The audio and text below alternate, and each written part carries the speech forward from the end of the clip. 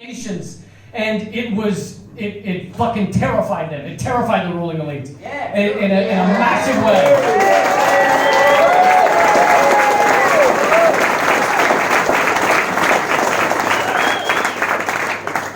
It did, and our mainstream media keeps saying, well, it comes down to whether he's a journalist or a hacker, all right, and he should be prosecuted because he's a hacker.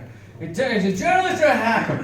And now, their argument is that they're journalists and he's not one.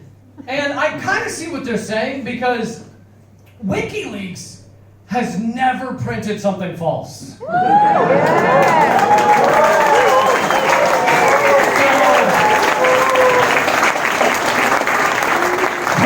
whatever the fuck they are, he is not. He's a different species. I mean, never gotten anything wrong. Compare that record to fucking CNN, BBC, NBC, Fox News. Can't go 12 seconds without saying something incorrect, some fucking rumor they heard. They can't. I mean, compare never getting anything wrong to, like fucking, NBC News, Chuck Todd gets everything wrong. He's never gotten something right.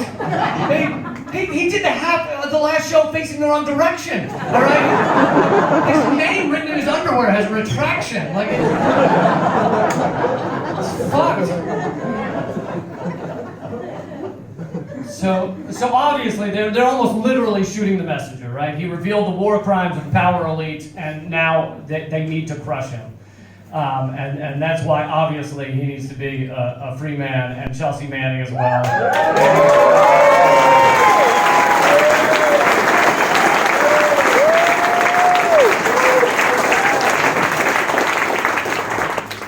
Which, by the way, quick note, I don't know if any of you saw the Redacted, where I had a poster that said "Free Assange, jail the war criminals." That image, that art, was made by Lucy Dyer, who's here in the back of the room.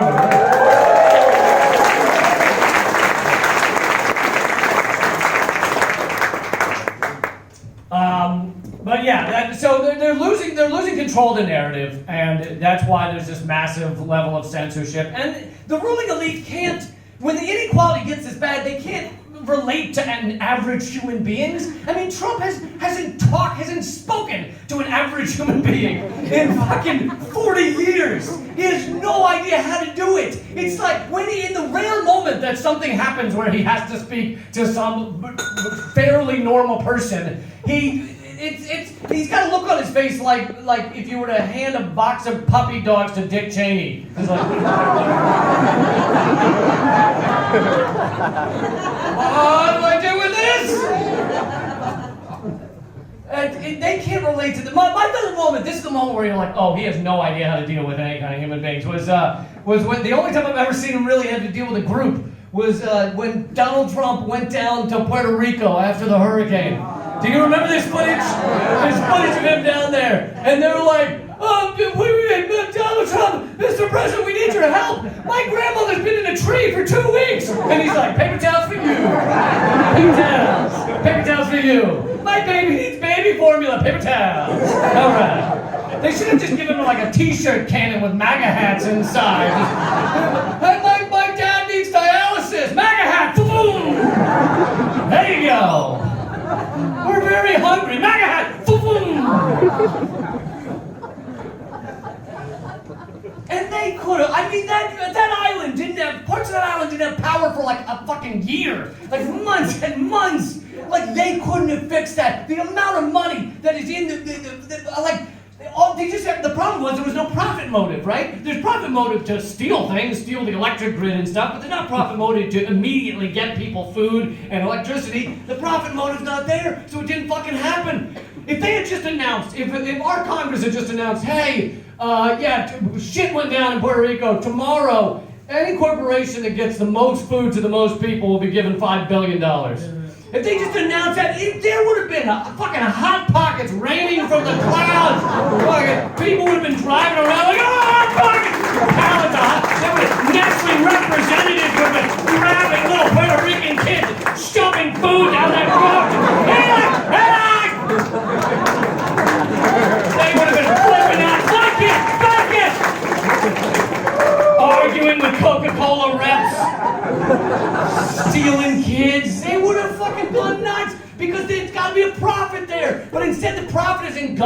society, stealing the electric grid, fucking stealing the property. That's where the profit is. And this is the problem with fucking capitalism, is that everything is just put in terms of profit now. Everything. And on a person-to-person basis, on a human basis, most of us know that that's not the way the world should work. Most of us know, like, if you take care of your grandmother for a day because she's infirm and she can't get around, and then at the end of the day, you're like, all right, Grandma, that'll be $200. She'll punch you in the balls, all right? She will punch you in the balls with a surprising amount of strength. Because we understand that there's certain things should be more important than the profit motive. And that's why these things are collapsing. Another problem with this climate change causing more and more disasters, larger disasters, and we're just so decoupled from the natural world. We're so separated from it. We don't even understand how to relate to it. I know I don't. I'm not saying you guys don't. I'm saying I don't. You take my phone away, I just bump into a wall for like half an hour. I don't fucking know where I'm going. I can't. Honestly, like, I'd be the first person to die just because the little corner store in his neighborhood flooded. Like, just that one goes out of business. And there'd be a reporter out front of my apartment, like, later that day. It was really sad, yeah. The store flooded, and then this guy started eating berries out of his neighbor's flower box, and they were poisonous. And there's a McDonald's, like, open 2 blocks away. It's not arguably food.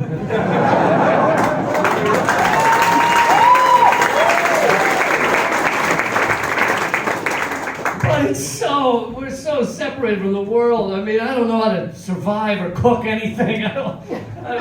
If the shit really does go down, you know what we're going to be eating first. It's the small dogs, all right? We're going to be eating the small dogs. I'm sorry. I know.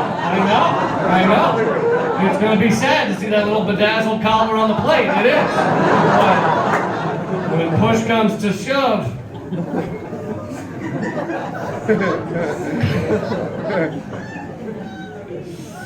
oh, things are getting ugly. They are.